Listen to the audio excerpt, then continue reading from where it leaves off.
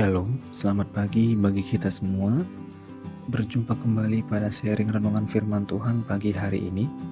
Semoga kita tetap sehat dan selalu dalam lindungan Tuhan dimanapun kita berada. Sebelum menikmati sharing renungan firman Tuhan pagi hari ini, marilah kita berdoa. Bapa yang baik, Bapa yang bertata tinggi di dalam kerajaan surga, sungguh bersyukur dan berterima kasih ya Tuhan atas segala berkat dan kasih karunia-Mu yang masih boleh kami nikmati hingga pada saat pagi hari ini. Ya Bapa, sebelum melakukan segala aktivitas kami mau membaca dan merenungkan firman-Mu. Kiranya tolonglah kami agar kami dapat mengerti dan memahami firman-Mu pada pagi hari ini. Terima kasih Bapa, terima kasih Yesus, terima kasih ya Roh Kudus. Amin.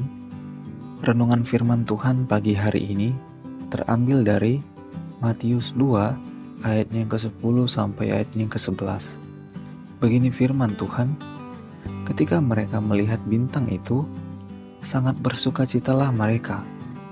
Maka masuklah mereka ke dalam rumah itu dan melihat anak itu bersama Maria ibunya. Lalu sujud menyembah dia. Mereka pun membuka tempat harta bendanya dan mempersembahkan persembahan kepadanya, yaitu emas, kemenyan, dan mur. Amin. Sementara bangsa Israel sedang menunggu juru selamat, jauh di sebelah timur ada 3 orang yang mempelajari bintang dan teks kuno. Diterjemahkan sebagai orang bijak atau orang Majus. Orang-orang ini kemungkinan besar berasal dari Babilonia atau Persia, datang untuk mencari Yesus. Mengapa? Karena mereka telah melihat bintang yang terang.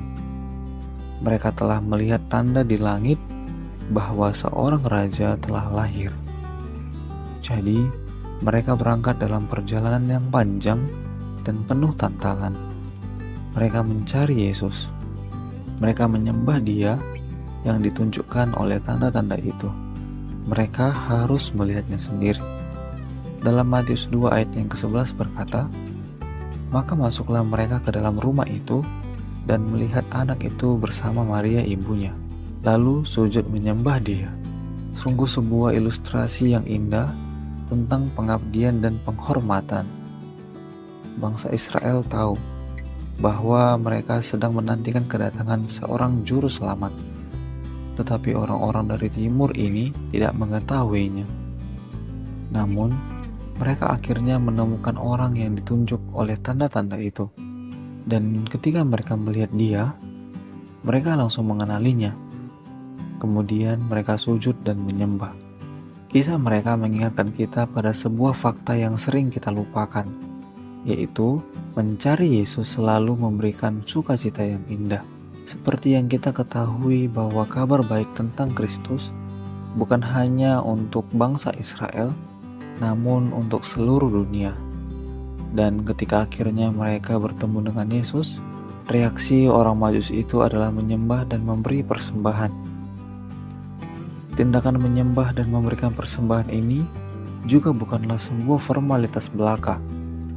Masing-masing pemberian yang mereka berikan memiliki makna dan tujuan yang unik. Mulai dari emas yang menandakan ekspresi penghormatan dan pengakuan mendalam atas kedudukan Yesus sebagai Raja. Lalu kemenyan yang mengartikan tentang keilahian Tuhan, serta mur yang mengartikan tentang penderitaan dan kematian yang akan Yesus alami dalam tugas pelayanannya di bumi. Kita dapat melihat bahwa persembahan ini tidak hanya berharga, tetapi juga sangat bermakna karena mengungkapkan pemahaman mereka tentang siapa Yesus sebelum datang ke bumi dan apa yang akan Dia alami. Dari peristiwa yang menceritakan tentang orang Majus ini, kita dapat mengetahui bahwa hanya Tuhanlah yang layak menerima segala pujian. Dialah Tuhan yang layak dipuji dan disembah. Maka, marilah seperti yang diperlihatkan orang Majus, kita mau mencari Tuhan senantiasa, karena selama kita masih hidup di bumi ini, kita sangat membutuhkan kasih dan penyertaan yang Tuhan telah janjikan bagi kita. Marilah kita senantiasa memuji, memuliakan, dan menyembah Tuhan karena Dia tidak pernah ingkar janji dan pasti selalu menepati janjinya bagi setiap anak-anaknya. Segala puji, sembah, dan hormat hanya bagi-Mu ya Tuhan. Amin. Mari kita berdoa. Ya Tuhan, terima kasih atas firman-Mu yang telah kami baca dan renungkan pada pagi hari ini. Ya Yesus, Engkau layak dicari. Engkau tidak perlu memamerkan betapa pentingnya diri-Mu. Cakrawala membuktikan bahwa seorang raja telah datang. Engkau tetap raja. Engkau berada di atas tahta. Terima kasih telah mengundang kami masuk ke dalam kerajaan-Mu ya Tuhan untuk melihat dan mengenal-Mu. Seperti orang Majus, kami ingin menyembah dan memuliakan-Mu dengan segala yang kami miliki.